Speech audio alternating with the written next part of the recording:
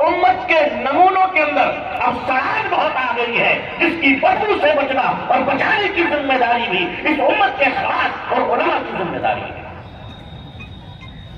اب ہم تنگ آ چکے بے ایمانی سے، ہم تنگ آ چکے ہیں ملت فروشی سے، ہم تنگ آ چکے ہیں مسلح فروشوں سے، ہم تنگ آ چکے ہیں امت فروشوں سے، ہم تنگ آ چکے ہیں ادارہ فروشوں سے، ہم تنگ آ چکے ہیں ملی جماعت کے فروشوں سے۔ میری قوم کے لوگوں میں تمہیں آواز دیتا ہوں، ہمیں اور تمہیں تو بیچ دیا، خدا کے واسطے اپنی اولادوں کو بچا لو، اپنی اولادوں کو بچا لو، اپنی نسلوں کو بچا لو۔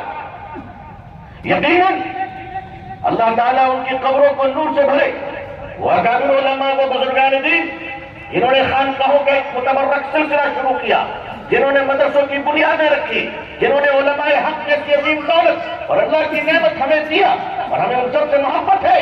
اور میں اعلان کرتا ہوں کہ اللہ کے نیک بندے اور صالح اولیاء اور علماء حق کی جوتیاں ہمارے لیے بادشاہوں کی تاج سے بہتر کل بھی تھی اور آج بھی ہے۔ لیکن اگر کوئی حضور صلی اللہ علیہ وسلم کی شریعت و سنت کا سودا کرے گا تو پھر ہم اسے علماء نہیں مذہبی تاجر کہیں گے، دھارمک بیوپار کرنے والا، مذہب کی تجارت کرنے والا۔ عزیزان ملت، آج جو 75 سال میں ہم ڈکلائن اور زوال کی طرف اس ملک میں جا رہے ہیں، جہاں پر آپ حضرات نے بڑے پیمانے پہ غور کیا ہے، وہاں تھوڑے بہت ہم نے بھی اپنی بزرگوں کی جوتیاں سیدھی کر کر کچھ غور کرنے کی کوشش کی ہے کہ حالات اتنے بدتر کیوں ہو رہے ہیں، حالات اس لیے بدتر ہو رہے ہیں۔ عزیزان ملت، ہمارے اکابرین کی ایک جماعت ہے، ہمارے صلحاء کی ایک جماعت ہے، ہمارے بزرگوں کی ایک جماعت ہے، نیک علماء کی جماعت ہے، جو کہتے ہیں کہ لوگوں سچ بولو۔ حضرت تھانوی علیہ الرحمہ نے ایک موقع پر ایک شخص کو لکھا کہ آپ پر اللہ نے یہ ذمہ داری نہیں ڈالی ہے کہ آپ پوری دنیا میں بھیک مانگ کر مدرسے چلائیں، آپ سے جتنا ہو سکے اتنا کرو۔ یہ ہمارے اکابرین کے بھی ایک رہ گئے ایک طریقہ ہے جہاں سچ بولنے کی تعلیم دی گئی، لیکن جھوٹ کی تعلیم بھی بڑی کہیں سے آتی ہے کہ جب 20 بچے رکھنے والے جب 200 بچے کہتے ہیں تو امت سمجھتی ہے کہ جھوٹ بولنا بھی جائز ہے۔ امت کو یہ ترغیب کس نے، یہ کہاں سے آ رہا ہے، یہ امت زوال کی طرف کیوں جا رہی ہے؟ نبی کریم صلی اللہ علیہ وسلم سے پوچھا گیا، اور میں صاف صاف آپ سے کہنا چاہتا ہوں، حضور صلی اللہ علیہ وسلم سے پوچھا گیا کہ آپ کی امت یعنی مسلمان جھوٹ بول سکتا ہے؟ توجہ فرمائیے کہ یا رسول اللہ صلی اللہ علیہ وسلم، کیا مسلمان جھوٹ بول سکتا ہے؟ میں جھوٹ کا استعمال کر رہا ہوں، بہت جانی پہچانی چیزیں ہم لوگوں کے لیے جھوٹ، کوئی اجنبی نہیں ہے، کوئی اجنبی نہیں ہے، یہ بہت جانی پہچانی چیزیں ہیں، اچھے اچھوں کی محبوب، اچھے اچھوں کا محبوب مشغلہ ہے یہ۔ معاف کیجیے گا، بعض لوگوں کا تو خاندانی کریکٹر اور فیملی آئیڈینٹی ہے۔ پوچھا گیا یا رسول اللہ صلی اللہ علیہ وسلم، کیا مسلمان جھوٹ بول سکتا ہے؟ حضور صلی اللہ علیہ وسلم نے فرمایا، جو میرا ہوگا وہ جھوٹا نہیں ہوگا۔ مجھے معاف کیجیے گا،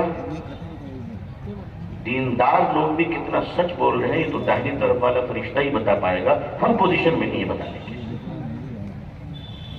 کیا اس ملک میں بھارت کے اندر 3.5 لاکھ مدرسے، 5 لاکھ مسجدیں، گلی گلی تبلیغی جماعت، مجھ جیسے چھوٹے موٹے لوگوں کے جلسے، بڑے بڑے اکابرین کے نصیحت والے بعض و نصیحت، مدارس، خانقاہ، علماء، اکابرین، ان سب کے ہونے کے باوجود ہم بھارت کے مسلمانوں کو ابھی تک یہ طے نہیں کر سکے، یہ یقین نہیں دلا سکے، یہ عادت نہیں ڈال سکے کہ میری قوم کے لوگوں سوئی پہ لٹک جانا مگر جھوٹ مت بولنا۔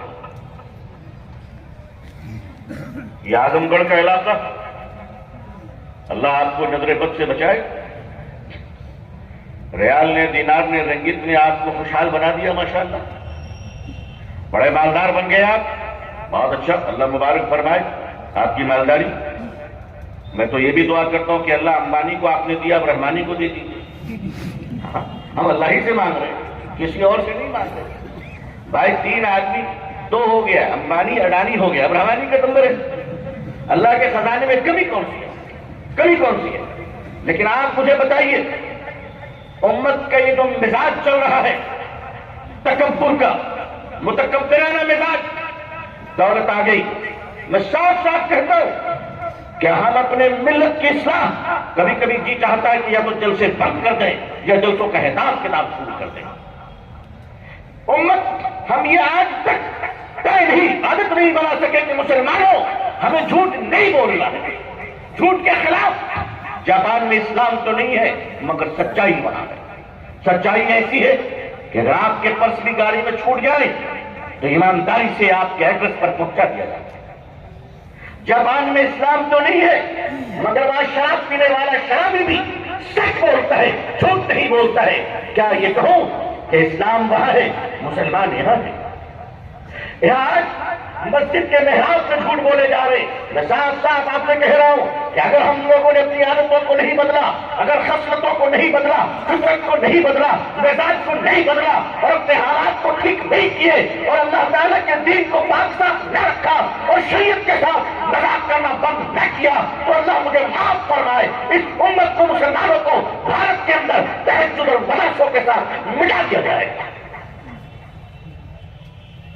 یہاں کوئی کارل نہیں آیا, یہاں کوئی لینن نہیں آیا. ہندوستان میں کوئی اسٹالن کا نظام نہیں آیا. آزادی کے بعد سے اب تک ہندوستان میں کبھی نماز پہ پابندی نہیں, اذان پہ پابندی نہیں. آزادی کے بعد سے کبھی مسلمانوں کو سچ بولنے پر کوئی سزا نہیں دی گئی. اتنی آزادی ہونے کے باوجود آخر ہم نے سچ کی دولت کو قبول نہیں کیا. کیوں نہیں کیا؟ اگر کوئی آج کی پوزیشن پر بیٹھ کر کوئی انصاف کرنے والا اگر قاضی ہو اور قاضی مالدار اور غریبوں کے درمیان فرق کرے, وہ انصاف اللہ کی شریعت کے ساتھ کھلواڑ کرے تو چاہے جتنے بھی مالداروں کا محبوب نظر کیوں نہ ہو وہ اللہ کی لعنت کا مستحق ہو. لوگوں ایک دوسرے کو لوٹ رہے ہو. آج اللہ نے تمہیں دولت دی ہے, مالدار ہو, بہت اچھے مکانات بنائیے. بے شک حضور صلی اللہ علیہ وسلم کی دعائیں ہیں بڑے مکان کے لیے, میں اس کو مانتا ہوں, حضور کی برکت کی دعائیں ہیں. لیکن ہمارے اونچے مکانات کا مطلب تو یہ نہیں ہے کہ ہم غریب بھائی کو ذلیل کریں. ہم غریب بھائی کو ذلیل کریں. آج بات بات پر آپ کی بندوقیں نکل جاتی ہیں. مسلمانوں تمہاری بندوق میں کتنی گولیاں آ گئی ہیں جو تم دولت کما کر جب آتے ہو ملیشیا سے, سعودی عرب سے, کویت سے, دبئی سے, تم اپنے بھائی کے سیر پر تاج دیتے ہو. تمہاری داڑھی, تمہاری ٹوپی, تمہاری نماز, تمہاری غیرت, وہ سب کہاں چلی جاتی ہے؟ کہاں چلی جاتی ہے جب تم قتل عام کرتے ہو اور کہتے ہو ہم پر ظالم کو مسلط کر دیا گیا؟ ارے نہیں نہیں, پہلے تم ظالم بنے ہو, اس کے بعد اللہ نے تم پر علاج کو مسلط کیا ہے. آج گھر گھر کے ہمارے یہ حالات ہیں. ہم نے کبھی اس پر توجہ نہیں دی, ہمیں کبھی ہاتھ بولنے کی ضرورت نہیں ہوئی. کیا یہ ہم اپنے محلے سے کام کو شروع کریں؟ ہندوستانی مسلمانوں آل انڈیا لیول پر کوئی کام نہیں ہو پائے گا. کام کوئی ایسا چراغ نہیں ہے جسے تم دلی میں جلاؤ گے اور پورا ہندوستان روشن ہو جائے گا. یہ صرف سورج ہے جو اللہ نے دنیا کے لیے بنایا ہے.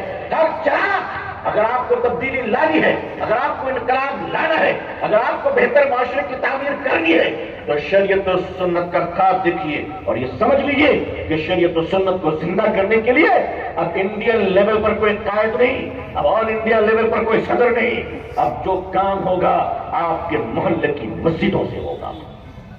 آپ اپنی محلے کی مسجد کو اپنا مرکز بنائیے تاکہ آپ کو کوئی بیچ نہ سکے, تاکہ آپ کا کوئی سودا نہ کر سکے, تاکہ ملت کو بیچ کے کوئی MLC اور رانچ کا سامان نہ خرید سکے. اس کے لیے اپنی نسلوں کو بچاتے ہوئے آج NEP نیو ایجوکیشن پالیسی ہمارے اور آپ کے سر پہ ہے. آپ اس کو سمجھیے کہ نیو ایجوکیشن پالیسی کا مقابلہ کیسے کریں گے. میں مبارکباد دیتا ہوں ہمارے علماء کو, ادارے کے ذمہ داروں کو جنہوں نے مدرسوں کے ساتھ ساتھ اب اسکولوں کی بنیاد رکھی. کل بیت العلوم کی طرف سے ڈگری کالج کی بنیاد رکھی گئی. یہاں پر اسکول چل رہے. پچھلے ہفتے میں یہاں قریب میں آیا تھا پبلک اسکول میں بھی. عزیزان ملت, یہ اسکول کا تصور اور انگلش میڈیم پڑھانے کا مزاج آج جو ہمارا آ رہا ہے, کیا اس کی ضرورت پہلے نہیں تھی؟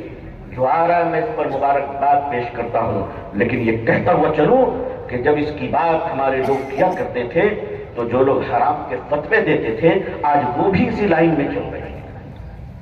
کیوں سمجھنے میں اتنی دیر کیوں ہو رہی ہے؟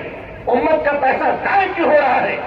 آج سے 10 سال پہلے میرے شیخ حضرت مفتی عبداللہ صاحب پھول پوری رحمۃ اللہ علیہ اسی بیت العلوم میں بیٹھ کر مجھ سے اسکول کے نکات پر گفتگو فرما رہے تھے اور فرما رہے تھے کہ میرا جی چاہتا ہے کہ کیا ایسا نظام اسکول بناؤں کہ جہاں پڑھنے والا بچہ مکمل اسلامی تعلیمات سے آشنا ہو، الحمدللہ۔ لیکن جب یہ باتیں میں باہر کرتا تھا تو لوگ دیوانہ کہتے تھے، کچھ لوگ کہتے تھے بزرگوں کے نہج سے ہٹ گیا ہے۔ آج وہی بزرگان دین فرما رہے ہیں کہ پیٹ پہ پتھر باندھنا ہو تو باندھ لو۔